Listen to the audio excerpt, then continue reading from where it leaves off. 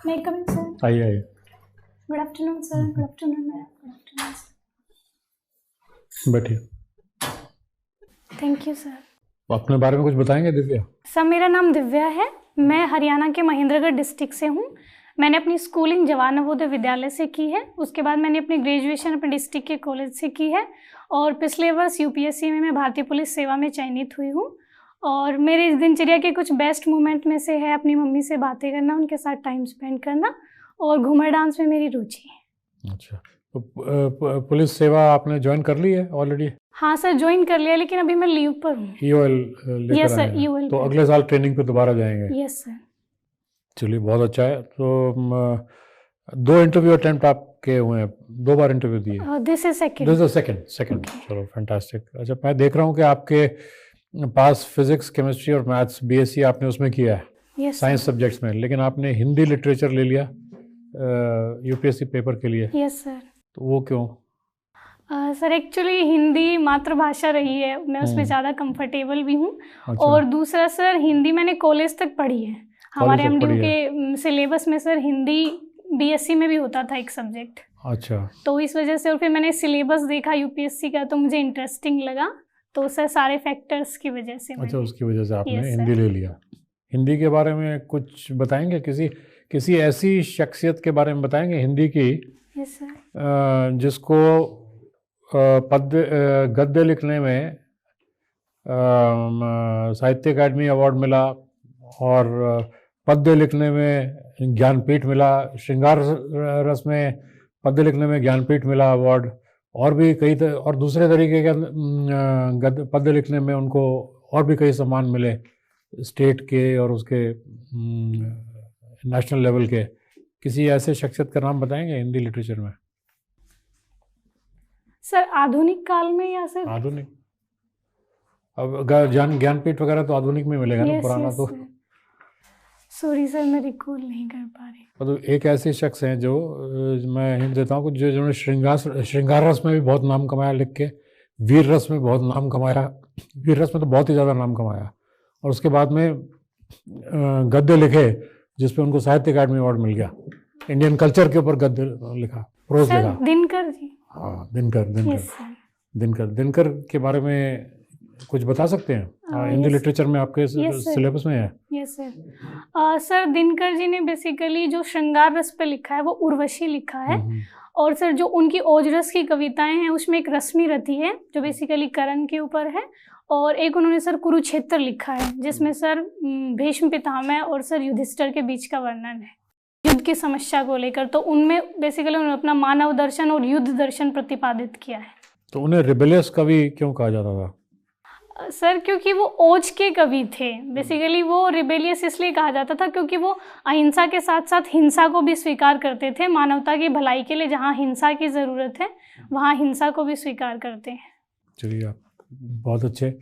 तो अब ये बताइए कि हरियाणा के अंदर यस सर, विमेन के स्टेटस के ऊपर आप कुछ कमेंट करेंगे? क्या है?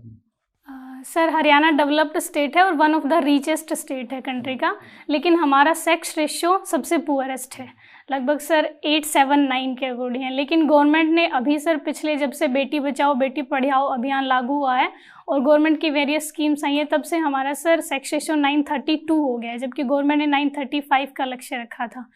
और सर, महिलाओं का सर सेक्स रेशियो इतना कम होने का कारण ये है कि सर वहाँ पे डेवलप्ड स्टेट है, इसलिए मेडिकल फैसिलिटीज़, ट्रांसपोर्ट फैसिलिटीज़ इतनी ज़्यादा अवेलेबल थी कि सेक्स सेलेक्टिव अबॉर्शन बहुत ज़्यादा हो गई उस एरा में। इस वजह से चाइल्ड सेक्स रेशियो बहुत कम है। लेकिन सर, ऐसा नहीं है कि स्थितियाँ वैसी ही हैं, अब लगातार बदल है। जैसे स्पोर्ट्स में सर हमारी महिला खिलाड़ियों ने बहुत अच्छा किया है, गोल्ड मेडल तक जीता है, तो अब सर लगातार परिस्थितियाँ सुधर रही हैं। नहीं, स्पोर्ट्स में इतने आगे आने के बावजूद भी वुमेन का स्टेटस जो है वो उनको किस तरह से ट्रीट किया जाता है? क्योंकि अभी भी अगर आप कोई लेडी वहाँ पे अपनी इच्छा से शादी करना चाहे किसी दूसरी जाति या समाज के उससे, तो अभी भी उसको मारने को तैयार हो जाते हैं, कुछ वो नहीं है अभी भी। तो उसके बारे में?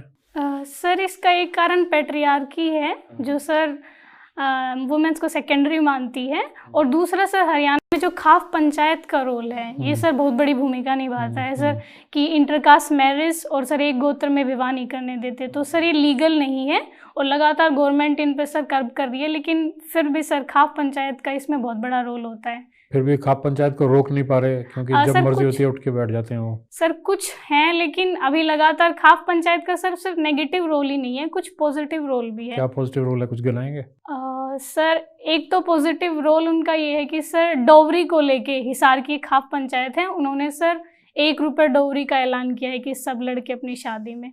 और दूसरा अभी सर जो खिलाड़ियों वाला ये सर प्रोटेस्ट हुआ है उसमें सर उन्होंने खिलाड़ियों को सपोर्ट किया है कि अगर आरोप ऐसे सिद्ध होते हैं तो हम उनका साथ देंगे।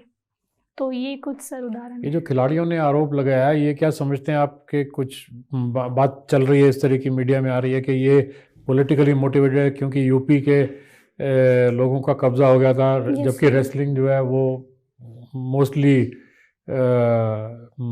हरियाणा के लोग करते हैं, तो उसमें पॉलिटिकली मोटिवेटेड है या जेन्युइन कंप्लेंट है आपके विचार में? सर अभी खिलाड़ियों ने ऐसा आरोप लगाया है, इसके लिए स्पोर्ट्स मिनिस्ट्री ने मैरी कॉम जी की अध्यक्षता में कमेटी बिठाई है, लेकिन जब तक आरोप सिद्ध नहीं हो जाते हम ये नहीं कह सकते कि सर कहाँ फॉल्ट है। तो कुछ भी नहीं कह सकते। Yes sir. चलिए, very good, thank you. Divya, स्वागत है तुम्हारा। ये हिंदी साहित्य मेरा भी प्रिय विषय रहा है और मैंने सिविल सर्विसेज बहुत साल पहले हिंदी साहित्य लेके ही किया था। Okay sir. तो तब 2 ऑप्शन हुआ करते, तो ये मेरा एक प्रिय टॉपिक रहा। आप हिंदी साहित्य के कवि हैं जयशंकर प्रसाद, उसके बारे में कुछ आप? सर जयशंकर प्रसाद जी छायावाद के प्रमुख कवि हैं। उन्होंने सर कविताएं भी लिखी हैं, उपन्यास भी लिखे हैं, कहानियाँ भी लिखी हैं, और सर उनका एक प्रसिद्ध महाकाव्य भी है जो सर कामायनी है। और कामायनी का थीम क्या है? सर कामायनी में बेसिकली मनु और श्रद्धा की कहानी है। मनु को सर मानव का पूर्वज बताया गया है, जिससे सर मनु और श्रद्धा ने मिलकर मानवता का निर्माण किया था, पूरी सभ्यता का। छायावाद के और कौन से मुख्य कवि हैं? सर छायावाद में 4 कवि हैं, जयशंकर प्रसाद जी, सूर्यकांत त्रिपाठी निराला जी, महादेवी वर्मा और सुमित्रा नंदन पंत। सूर्यकांत त्रिपाठी निराला जी की कविता है, सुमित्रा नंदन पंत तो जयशंकर प्रसाद से काफ़ी भिन्न है, अलग है, तो फिर भी वो छायावाद में आते हैं। जी सर। कैसे, वो क्या है?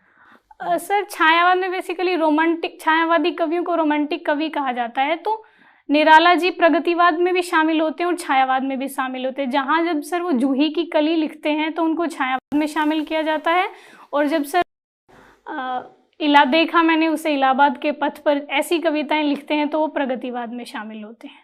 अच्छा, ये हिंदी के बारे में एक और बहुत भ्रांति है लोगों के मन में, जो नॉन हिंदी स्पीकिंग है, जो हिंदी नहीं बोलते और हिंदी भाषी हैं, वो कहते हैं कि हिंदी में जो ये जेंडर का जो डिफरेंस रहता है, आता है, आती है, जाता है, जाती है, इसमें कोई तर्क नहीं है।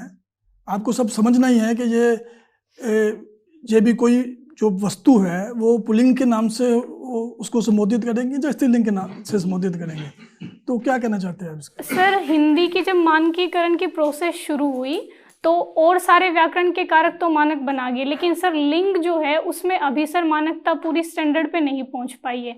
बेसिकली स्त्रीलिंग जो है सर उसको ऐसे माना जाता है कि कुछ प्रत्यय जैसे हैं, नी जिनके लास्ट में है, ई जिनके लास्ट में है, आइन जिनके लास्ट में है, इया जिनके लास्ट में है, उनको बेसिकली स्त्रीलिंग माना जाएगा और जो बचे हुए उनको पुल्लिंग माना जाएगा। तो सर ये एक समस्या है अभी भी। चलिए, जो हिंदी तो आपका अच्छा स्ट्रॉन्ग एरिया है, तो पहले बात हो गई। अब ये मुझे बताइए, एक बार दूसरे विषय पर आऊँगा। जी सर। आपने ये देख रहे हैं हम अपने आसपास के यूएसए जो है उसकी अर्थव्यवस्था काफ़ी अच्छी स्थिति में नहीं है इस टाइम।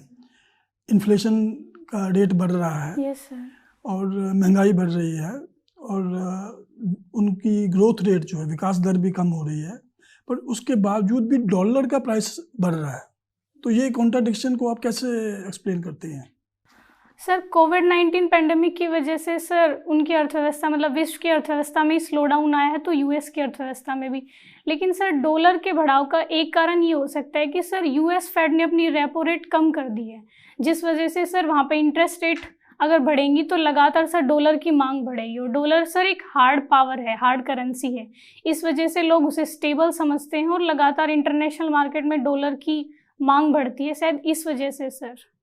तो अभी हिंदुस्तान ने कुछ दूसरे देशों के साथ रुपए के साथ व्यापार करना शुरू किया है। Yes yes sir. तो इसका क्या लाभ मिलेगा हमको, और क्या रुपया कभी इतना बड़ा बन सकता है कि डॉलर या यूरो के मुकाबले खड़ा हो सके? सर अभी जैसे भारत ने रशिया के साथ रुपए रूबल ट्रेड शुरू किया है सर, एग्रीमेंट किया है, तो सर इसका फ़ायदा हमें ये हो सकता है कि सर इंटरनलाइजेशन ऑफ रूपी, सर हमारी रूपी करेंसी है वो डॉलर में अगर फ्लक्चुएशन आते हैं तो सर हमारे मार्केट में इंस्टेबिलिटी नहीं आएगी, क्योंकि सर हमें ऑयल इंपोर्ट करना होता है, उसके लिए डॉलर की ज़रूरत होती है। अगर हम हमारा ट्रेड रुपी में करेंगे तो सर ज़्यादा स्टेबल होगा और हमारा फिजिकल डेफिसिट शायद कम हो। और सर संभावना के स्तर पर हम ये कह सकते हैं कि शायद लगातार हमारे एक्सपोर्ट्स की मांग बढ़ेगी और हम एक डेवलप्ड कंट्री की तरफ बढ़ेंगे, तो सर संभावना है कि भारत का रुपया सर, हम सर इसको पॉजिटिव मान सकते हैं। थैंक यू, धन्यवाद। मिस्टर मुखर्जी कौन है? मुखर्जी नगर जिनका बना हुआ, मिस्टर मुखर्जी कौन थे? सर मैं एग्जैक्ट तो नहीं जानती, लेकिन संविधान सभा वाले जानते हैं, डॉक्टर H.C. मुखर्जी, लेकिन मुझे नहीं पता ये वो ही है या अलग है। निम्बी क्या होता है? निम्बी सर निम्बी एक्चुअली मेरे गांव का नाम है, हमारे वहाँ सर पहले नींबू के पेड़ बहुत ज़्यादा थे, तो सर इस वजह से। जब देहात में मैंने देखा है कि गाय आकर के रात को आके गाय खेत चर जाती हैं जी सर। और लोग पूरी पूरी रात जागते हैं अपने खेत को बचाने के लिए, तो बड़ी भारी समस्या है। तो इसका क्या हल आपको दिखाई देता है, क्या किया जाए? इसके लिए सर दो स्तर पर कार्य किया जा सकता है। एक तो सर जो खेत हैं उनकी फेंसिंग की जा सकती है, जैसे बाड़ लगाते हैं जिस वजह से, लेकिन सर इसका जो स्थायी सॉल्यूशन है वो ये है कि जितनी भी गायें हैं सर उनके लिए गौशाला बनाई जा सकती हैं, ताकि उनको सर चारे की उपलब्धता हम वहीं करा तो सकें। कौन बनाएगा, कौन चलाएगा? सर इसके लिए तो गवर्नमेंट और एडमिनिस्ट्रेशन को शुरुआत करनी पड़ेगी, उसके बाद सर जो गांव वाले लोग होते हैं वो सहयोग करते हैं। आपको लगता है सरकार गौशाला चला सकती है? सर शुरुआत कर सकती है। अच्छा, खैर, सीरियस फ्रॉड किसको कहते हैं? जैसे ये अभी अडानी का कुछ चल रहा है। Yes sir. सर ये बेसिकली स्टॉक मैनिपुलेशन को लेकर है। अगर इसको सीरियस फ्रॉड कैटेगरी में गिना जाए तो कितनी मात्रा के ऊपर इसको सीरियस फ्रॉड में गिना जाता है? सॉरी सर, टेक्निकली 100 करोड़ के ऊपर हो जाए तो सीरियस फ्रॉड कहते हैं। Okay sir. अच्छा, गिग इकोनॉमी क्या होती है? सर गिग इकोनॉमी ऐसी होती है जिसमें सर एक प्लेटफॉर्म पर बेस्ड होती है, जिसमें कॉन्ट्रैक्टर और सर जो वर्कर होते हैं उनके बीच में एक अनुबंध होता है और अनुबंध आधारित ही कार्य होता है सर। तो इसके दो पॉजिटिव बताइए, दो नेगेटिव बताइए। सर पॉजिटिव ये है कि पॉजिटिव सर इसका एक ये है कि इससे सर सर्विसेज है उनकी कॉस्ट कम हो जाएगी, क्योंकि सर जो एम्प्लॉयर है उनको इंफ्रास्ट्रक्चर की ज़रूरत नहीं पड़ेगी।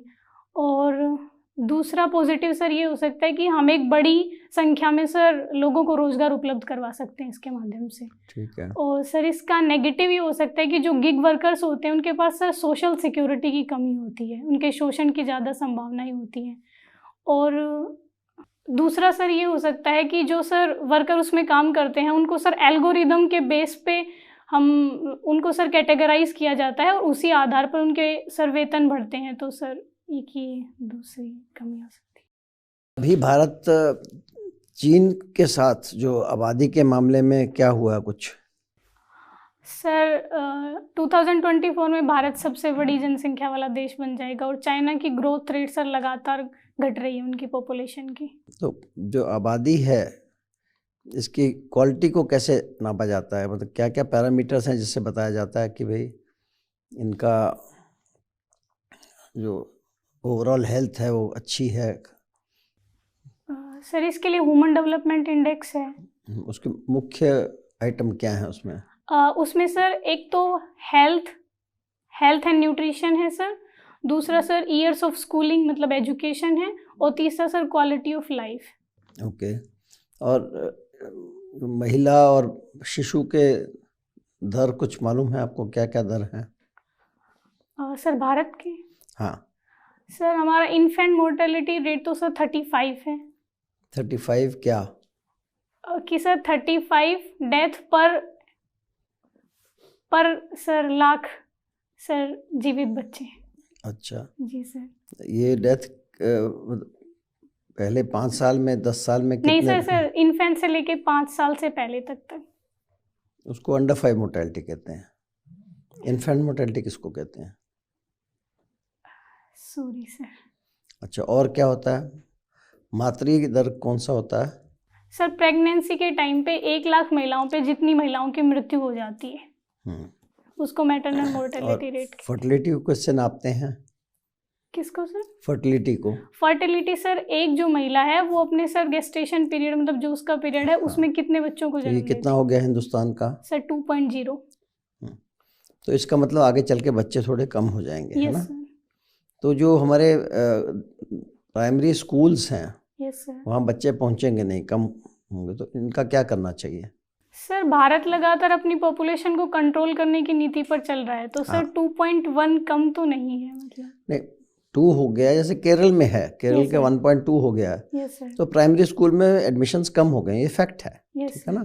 जैसे पहले 5 कमरों का था तो अब 2 ही कमरों की ज़रूरत है। Yes sir. तो आपके विचार से बाकी के कमरों का क्या किया जाना चाहिए? कुछ आपके माइंड में आती है कोई बात? सर हम उन कमरों को बच्चों के सर और इम्प्रूवमेंट के लिए यूज़ कर सकते हैं जैसे ठीक है। कंप्यूटर लैब बना सकते हैं। ठीक है, और कुछ? बच्चे कम हो रहे हैं तो कौन बढ़ रहा है? सर ओल्ड एज के लोग बढ़ रहे हैं तो सर उनके लिए केयर सेंटर बना सकते हैं, हेल्थ सेंटर बना सकते हैं या उनका मीटअप कराने के लिए कुछ ऐसे पार्क बना सकते हैं।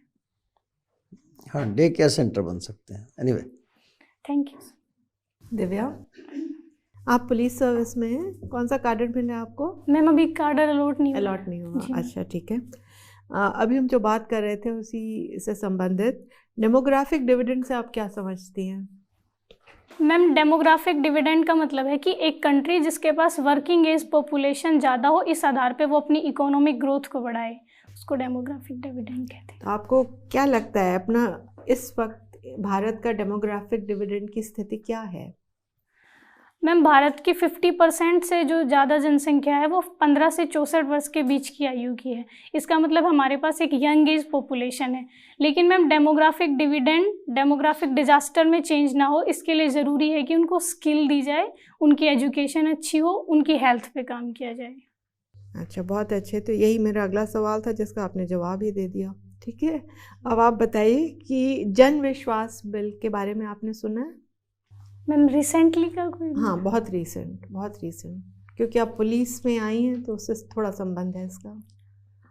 सॉरी अनुमान? मैम मैं शायद नहीं पढ़ पाई हूँ, मुझसे नहीं, छूट। ठीक है, कोई बात नहीं, आगे बढ़ते हैं। आपने अब हमने अपने डेमोग्राफिक डिविडेंड की बात की यस मैम। और एक प्रपोजल और है सरकार का और वो नेशनल डिजिटल यूनिवर्सिटी को लेकर यस मैम। दिया गया। किसने दिया? मैम न्यू एजुकेशन पॉलिसी में। वेल, न्यू एजुकेशन पॉलिसी तो और पुरानी चीज़ है, ये बिल्कुल मैम हाल में university grant commission. Dharmendra Pradhan ने दिया। वो जी। क्या हैं? एजुकेशन मिनिस्टर हैं हमारे, ठीक है। एनीवे, तो आपको नेशनल डिजिटल यूनिवर्सिटी के फ़ायदे बताइए यस मैम। और ये बताइए कि उससे नुकसान क्या हो सकता है। मैम नेशनल जो डिजिटल यूनिवर्सिटी है उसका एक फ़ायदा ये है कि मैम इंफ्रास्ट्रक्चर की हमें उतनी ज़रूरत नहीं होगी डेवलप करने की। हम डायरेक्ट ऑनलाइन गैजेट्स के माध्यम से बच्चों को इनरोल कर सकते हैं, पढ़ाई कर सकते हैं। और दूसरा मैम ये होगा कि हम हाइब्रिड एजुकेशन शुरू कर सकते हैं इसके माध्यम से। लेकिन मैम इसका नुकसान ये होगा कि हमारे भारत में डिजिटल डिवाइड बहुत ज़्यादा है। तो ma'am rural background, urban background और महिलाओं और पुरुषों के बीच का जो डिजिटल डिवाइड है वो पहले हमें कम करना होगा ताकि सब तक। तो वो तो शॉर्ट कमिंग है ये गोल को अचीव करने के लिए Yes, कि ma'am. हम रिमोट से रिमोट जगह तक पहुंच पाएँ उसमें और हर भारत की पूरी जनसंख्या तक इसका फैलाव हो सके, Yes, उसके शॉर्ट कमिंग है। Yes, ma'am. लेकिन इससे क्या ऐसा हो सकता है जी? मैम इससे ये हो सकता है कि पर्सनैलिटी डेवलपमेंट थोड़ा सा मैम बच्चों का कम हो सकता है क्योंकि जब बच्चे एक क्लास में बैठते हैं तो वहाँ जो सोशलाइजेशन होता है मैम वो शायद हम अगर डिजिटल यूनिवर्सिटी पे पढ़ेंगे तो उसमें थोड़ी कमी आ सकती है। लीडरशिप से आप क्या समझती हैं? मैम परिभाषा कोई अटेम्प्ट करिए। लीडरशिप क्या होती है मैम, आप ये पूछ रहे हैं? हाँ, मैम लीडरशिप बेसिकली एक ऐसी क्वालिटी होती है जिसमें कोई लीडर मैम भूतकाल का विश्लेषण करके भविष्य की समस्याओं को समझते हुए वर्तमान को एक नई दिशा दे सके। मतलब वो मैम अपने गोल्स को अचीव करने के लिए अपने फॉलोअर्स को अपने साथ ला सके, उसको लीडरशिप क्वालिटी कहते हैं। तो लीडरशिप क्वालिटी क्या सिर्फ पॉलिटिकल लीडर या ट्रेड यूनियन को चाहिए या नहीं मैम, लीडरशिप क्वालिटी हर सेक्टर में होनी चाहिए, एजुकेशन में, हेल्थ में, पॉलिटिकली, एक परिवार से लेके मैम इंटरनेशनल ब्यूरोक्रेसी में भी? यस मैम, ब्यूरोक्रेसी में भी लीडरशिप की ज़रूरत है, क्योंकि मैम पॉलिसीज़ को इम्प्लीमेंट करने के लिए, लोगों को अपने साथ लाने के लिए लीडरशिप क्वालिटी की ज़रूरत होती है। बहुत अच्छे। तो लीडर और मैनेजर के बीच में अंतर क्या हो सकता है? मैम दोनों के ये गुण तो समान होते हैं कि उनको एक मैनेजमेंट संभालना होता है, लोगों के बीच में काम डिवाइड करना होता है। आप पोस्ट होइएगा एसडीएम, लीडर होइएगा या मैनेजर होइएगा या दोनों का समावेश होगा? मैम दोनों का समावेश होगा, क्योंकि मैम मुझे एज ए लीडर लोगों को लीड करना होगा और as a manager various departments में कोऑर्डिनेशन करना होगा। उससे अटेम्प्ट कर सकती हैं आप आगे। पर हम आगे एक सिर्फ सवाल और मैं आपसे ये पूछूंगी कि आप सॉफ्ट पावर से क्या समझती हैं? मैम सॉफ्ट पावर का मतलब होता है कि अपने एजुकेशन, अपने आर्ट, अपने म्यूज़िक, अपने स्पोर्ट्स, इन सब से मैम अपना इन्फ्लुएंस बढ़ाना, अपनी बातों को मनवाना, अपने कंसर्न्स को दिखाना, ये सब बहुत अच्छा, very nice, thank you. Thank you ma'am. Quality time mother के साथ स्पेंड करती है, जी, तो काफ़ी जी। अटैचमेंट है मदर के साथ, जी जाहिर जी सी बात है जी ना? सर।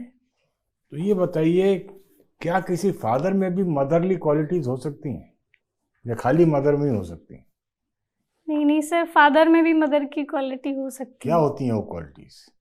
जैसे सर किसी बच्चे को अपने फैमिली के जो मोरल वैल्यूज़ होते हैं वो सिखाना, क्योंकि सर बच्चे बेसिकली फादर को ऐसे हार्ड पावर की तरह सोचते हैं, तो मुझे लगता है कि अभी सॉफ्ट उसका पावर सुना आपने, कुछ उसका जी, Good. तो ये सब को नहीं, एक मदर और फादर में नॉर्मल कोर्स में क्या डिफरेंस होता है? चलिए, क्यों बच्चे ज्यादातर मदर से ज्यादा अटैच होते हैं? सर वो एक कारण इसका ये हो सकता है कि जनरली जो माताएं होती हैं वो सॉफ्ट होती हैं, तो ये एक रीज़न हो सकता है। हरियाणा में तो ऐसा नहीं लगता, सब हार्ड है। खैर, ये भाषा हम सीखते हैं सबसे पहले, तो हम इसे मदर टंग क्यों कहते हैं, फादर टंग क्यों नहीं कहते? सर क्योंकि किसी भी बच्चे का रिलेशन सबसे पहले अपनी माँ से शुरू होता है, तो आवाज़ तो पिताजी की भी सुनता है बच्चा, लेकिन सर उसके पालने पोसने में, उसके सर पूरी पर्सनैलिटी में माँ का बहुत योगदान होता है। तो सर सॉरी, मैं अभी अच्छे से हैंडल करूँगी इसको। Sir don't worry. अच्छा ये बताइए, आप आईपीएस पास कर गई, यस सर। तो एसपी तो आप बनेंगी, वो तो ऑलरेडी सर्टन हो गया। अगर आप इस अटेम्प्ट में आपका हो गया तो आप आईएएस बन जाएंगी, वही आपने ऑप्शन दिए, तो आप कलेक्टर बन जाएंगी, डीसी बन जाएंगी। जी सर। तो मान लीजिए आप ज़िले में हैं, या तो आप एसपी हैं या आप कलेक्टर हैं, दो में से एक तो हो गई, जी जी। वो तो क्लियर हो गया। अब मान लीजिए आप कलेक्टर हैं यस सर। और एसपी जो भी साहब हैं वो आपकी बात बिल्कुल सुनने को राजी नहीं है, क्या करेंगे? सर मैं पहले कोशिश करूँगी कि उनकी क्या समस्याएं हैं, क्यों सर वो मेरा पर्सपेक्ट नहीं समझ रहे हैं या क्यों समझना नहीं चाह रहे हैं। और अगर सर ऐसा नहीं होता है कि वो फिर भी मेरी बात नहीं मान रहे और मुझे एक्शन लेना ज़रूरी है, तो सर मैं उनके खिलाफ एक्शन लूँगी, जो भी मेरे जुरिस्डिक्शन में होगा। तो है ही नहीं जुरिस्डिक्शन, तो आपको मैनेजर का काम करना पड़ेगा। क्योंकि वैसे भी दो डिस्ट्रिक्ट के जो सबसे सीनियर ऑफिसर्स हैं उसके बीच में अगर कोई डिफरेंस हुआ तो इमीडिएटली प्रशासन पे कुछ दुष्प्रभाव पड़ेगा। और अगर जो सबसे कलेक्टर को वैसे माना जाता है कि भाई डिस्ट्रिक्ट में सबसे सीनियर ऑफिसर है, तो उसकी ज़्यादा ड्यूटी है यस सर। कि वो रीच आउट करे और चीज़ों को मैनेज करे। Yes sir. ठीक है ना? हरियाणा में पंजाब के मुकाबले ड्रग प्रॉब्लम इतनी नहीं है, वो क्यों? सर इसका एक कारण ये है कि सर जो पंजाब है उसकी सर इंटरनेशनल बाउंड्री है, वो सर गोल्डन क्रीसेंट के बिल्कुल नज़दीक है। इस वजह से सर वहाँ पे ट्रैफिकिंग और सर इंपोर्ट ज़्यादा इजी हो सकता है। लेकिन सर अभी हाल में हरियाणा में भी ये समस्याएं देखी जा रही शुरू हो रही है सर। हाँ, कुछ रिपोर्ट्स ऐसी आई हैं सर। हम्म। तो सर ये इंटरनेशनल बाउंड्री इसका एक रीज़न है। और दूसरा sir Punjab sir rich state है, तो सर इस वजह से भी।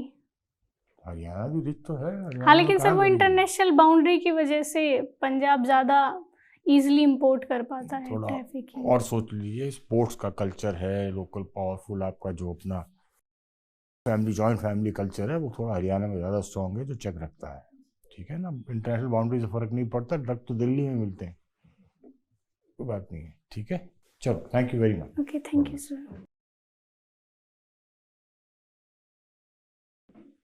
तो दिव्या, आपका फॉर्मल इंटरव्यू खत्म हुआ, अब आप बताइए आपने अपने आप को कैसे असेस किया? सर ठीक था, लेकिन वो सर मदर वाला मुझे अच्छे से तैयार कर। क्योंकि आपने अपने ड्राफ्ट में Yes, लिखा sir. हुआ है, Yes, तो sir. Yes, आपको sir. उसके बारे में सोच के तैयारी करके रखना Yes, चाहिए। sir. तो आपके पिछले इंटरव्यू में कितने नंबर आए थे? सर 180। 180 आए थे, तो बड़े अच्छे नंबर थे, और अब भी इससे ज़्यादा ही आएंगे। और इसमें हिंदी लिटरेचर में नंबर कम रह गए थे? नहीं सर, ऑप्शनल तो मेरा, लेकिन सर मेरा पहला ही अटेम्प्ट था, तो मैं जीएस इतना पढ़ नहीं पाई एक साल में, तो जीएस थोड़ा सा। इस बार तैयारी है? सर इस बार मेंस तो अच्छा हुआ है पिछली बार से। जीएस भी अच्छा हुआ है? यस सर, जीएस तो भी इंटरव्यू तो आपका फिर दोबारा अच्छा होगा। तो जैसे आपने पिछली बार किया था, मुझे लगता है इस बार उससे ज़्यादा ही नंबर आएंगे, क्योंकि एक बार आपको एक्सपीरियंस हो चुका है, आपको कॉन्फिडेंस भी है कि आप ऑलरेडी सर्विस में हो, कोई फ़र्क नहीं पड़ता अगर हो या ना हो। तो मुझे लगता है आप पहले से ज़्यादा बेहतर करेंगे, अपने पॉइज़ है, सब कुछ ठीक है, बहुत बढ़िया तरीके से आप जवाब दे रहे हैं, सब कुछ अच्छा है। थोड़ा ब्रशअप कर लीजिए अपना जीएस और सब्जेक्ट के बारे में। मैम मेरे कॉन्फिडेंस कम तो नहीं लग नहीं, रहा? नहीं, कॉन्फिडेंस कम नहीं है, पर मैं एक चीज़ आपको कहूँगी कि आपने प्रवोक नहीं होना, ठीक है? क्योंकि बाकी सब कुछ बहुत बेहतरीन चल रहा होता है, तो कभी कभी जो पैनल के मेंबर्स हैं वो आपको और ज़्यादा किसी चीज़ को लेके कुरेदने की कोशिश करते हैं, और कहीं ना कहीं हमारी पेशेंस जवाब दे जाते हैं, या हम ऐसी कोई बहुत सख्त सी चीज़ कह जाते हैं जो कि बाद में हमें लगता है कि हाँ, या लोगों को लगता है ये ऐसा नहीं होना चाहिए था। ठीक है, तो एकदम खिलाफ एक्शन, जैसे साहब ने सवाल पूछा सर ने, तो आप एकदम से एक्शन पर मत आ जाइए, सख्त एक्शन पर। ठीक है, कि उन्होंने बहुत सही आपको बताया कि मैनेजर का रोल आ जाता है, और चीज़ें बातचीत से सुलझाना जो है वो सबसे बेहतरीन तरीका है। लीडरशिप और मैनेजर के बारे में आप ज़रूर पढ़िए कि उनमें अंतर क्या है, क्योंकि आप दोनों हैं, लेकिन दोनों में भी कहाँ आपको लीडरशिप रोल इख्तियार करना है, कहाँ आपको मैनेजर का रोल इख्तियार करना है। और मदर का जहाँ तक था, मुझे लगा नर्चरिंग की जो क्वालिटी है मदर की, हाँ, कि वो नर्चर करती हैं। जहाँ फादर्स भी नर्चर करते हैं, वहाँ बच्चे का रुझान फादर की तरफ चले जाता है बहुत ज़्यादा। तो ये नर्चरिंग, कोई भी आप घर में पेट भी रखते हैं, जो नर्चर करता है, उसको खाना डालता है, ठीक है, वो उनकी तरफ। तो ये चीज़ आप थोड़ा मुझे लगा मैं आपको एक टिप अपनी तरफ से बता दूं कि जो हर चीज़ अपना ओपिनियन है, और ओपिनियन में कोई भी चीज़ सही गलत नहीं होती, कोई मतलब हर चीज़ रिलेटिव है, हाँ, and so there is no correct answer. आप अपना जो भी ओपिनियन रखती हैं वो रखती हैं, और उसको थोड़े कन्विक्शन के साथ आप बोल भी रही हैं, तो आपको कन्विक्शन की कोई कमी नहीं है। हाँ, जहाँ नहीं आता साफ, आपने जहाँ कहना था आपने कहा नहीं मुझे इसके बारे में नहीं पता। आपको और कोई सवाल हो आप पूछ लीजिए, कॉन्फिडेंस की कमी नहीं है आप में, ठीक है, प्रवोक नहीं होना, इम्पेशेंस नहीं लूज करनी है, चाहे 4 बार वो चीज़, दिमाग ठंडा रखना है, ठीक है, दिमाग ठंडा रखो, क्योंकि वहाँ कई बार जाकर हम लोग ना, specially ladies, we give way. हाँ, आपको एक दो चीज़ें देखनी जरूरी हैं। पंजाब में जो वो है उसमें NRI फंड्स बहुत ज़्यादा आते हैं, तो फंड्स की अवेलेबिलिटी बहुत ज़्यादा, ठीक है ना, वहाँ पर जॉब अपॉर्चुनिटीज़ कम है और पैसे हर घर में हैं जी NRIs की वजह से, एक वो भी बहुत बड़ा कारण है। दूसरा, जैसे गाय वाले में आपने कहा, तो सरकार गौशाला नहीं चलाए तो भी आपके महेंद्रगढ़ में हुआ भी है, लोगों ने ही गौशाला बना करके लोग अपने खुद ही उनको गाय को खिला देते ताकि न्यूसेंस ना रहे, ठीक है, पब्लिक मूवमेंट हो सकती है इसमें। तीसरा, आपने स्वामी विवेकानंद का नाम लिया है, तो ये किनके शिष्य थे, इनके बारे में इनका क्या भूमिका, नेशनल यूथ डे, वो सारी चीज़ें थोड़ा सोच लीजिएगा। सेवा की बात की है तो NGO क्या करती है, NGO कैसे रजिस्टर होती है, FCRA क्या है जी सर, NGO के प्लस क्या है, माइनस क्या है, इसके बारे में देख लीजिएगा। और एक आपने जो उसमें रूपी रूबल ट्रेड की बात हो रही थी, तो उसमें स्विफ्ट एक आता है। यस यस तो स्विफ्ट का कोई लीगल टेंडर नहीं है, पर स्विफ्ट में रशिया को बाहर कर दिया है। Yes sir. तो उसके बारे में देख लीजिएगा, यूनाइटेड नेशंस की क्या भूमिका रही उसके बारे में देख लीजिएगा। अभी बजट आने वाला है, उसकी देख लीजिएगा। तो आप कर सकते हो, बहुत अच्छा, कोई प्रॉब्लम नहीं है। Okay you are almost there. कहीं जैसे आपने फिस्कल डेफिसिट वर्ड यूज कर लिया ना, तो फिर वो आपको सी के ऊपर और आगे ले जा सकते हैं। एक कब जो है इंटरव्यू आपका? सर मेरा 10th फेब को है। हाँ, तो तब तक तो बजट एक्टिव होगा। Yes yes sir. वो पढ़ लीजिए। एक जो उन्होंने वो पुलिस और डीएम का बोला है, तो उसमें आपको कि ये पुलिस ऑलरेडी हो चुकी है, तो ये क्वेश्चन आने की संभावना है। Yes sir. तो आप ये कह सकते हैं कि अपने सीनियर से बात करूंगी यस सर। और पुलिस के सीनियर से भी बात करूंगी, ताकि वो इसको अच्छे से प्यार मतलब किसी वो मतलब गुडविल के साथ इसको सॉल्व किया जाए। हाँ, झगड़े से हल नहीं होता कुछ भी। जी तो ये बात आप आगे रख सकती हैं। और मदर के नाम पे कह सकते हैं, मदर ज़्यादा टाइम स्पेंड करती है बच्चे के साथ, ये भी एक रीज़न है। जी जी। और फादर तो अर्निंग मेंबर मोस्टली घरों में, नॉट 100%, तो ये मदर ज़्यादा टाइम स्पेंड करती है, तो इसलिए थोड़ा झुकाव बच्चों का उधर ज़्यादा होता है। जी जी। पर ये यूनिवर्सल नहीं है। Yes okay. पुलिसिंग पे क्वेश्चंस काफ़ी सारे पूछे जा सकते हैं कि आप जी। एसपी लग के चले जाएंगे तो क्या करेंगे, क्या हाँ, क्या सर। है, प्रायोरिटीज़ होंगी वगैरह वगैरह, वो yes, सब चीज़ ज़रूर। वो मैंने इनको जन विश्वास पूछा ना, वो हाँ, पुलिस से मैंने- डिक्रिमिनलाइजेशन ऑफ माइनर ऑफेंसेस। आप Okay. जन विश्वास करके पढ़ लेना, एक बार Okay. पूरा पढ़ लेना, ठीक ओके है। मैम। और बाकी जब आप उत्तर देते हो तो जिसको उत्तर दे रहे हो उसके अलावा भी सब पे थोड़ा सा देख हाँ, लिया सर, करो। ये आई हाथ भी कांटेक्ट। बांधने की जरूरत नहीं है। Okay you have nothing to lose now. Yes sir. आपकी तनख्वाह सब कुछ फिक्स हो गई है। तो अब तो ठीक है, थोड़ा जोश डालो, थोड़ा जी। जैसे अब आप मुस्कुरा रहे हो ऐसा रिस्पॉन्स डालो। ओके ठीक है, all the best. Okay thank you sir. All the best. कार्डर कौन सा मांगा है आपने? सर हरियाणा ही है। हरियाणा मांगा है। Yes sir. Okay sir thank you. तो आपका रैंक क्या है उसमें? सर 438 है ओवरऑल रैंक तो। नहीं, आईपीएस में आईपीएस में सर पता नहीं है। पता नहीं कितने जी आपके ऊपर जी है। सर। ओके सर चलो, all the best. Thank you sir.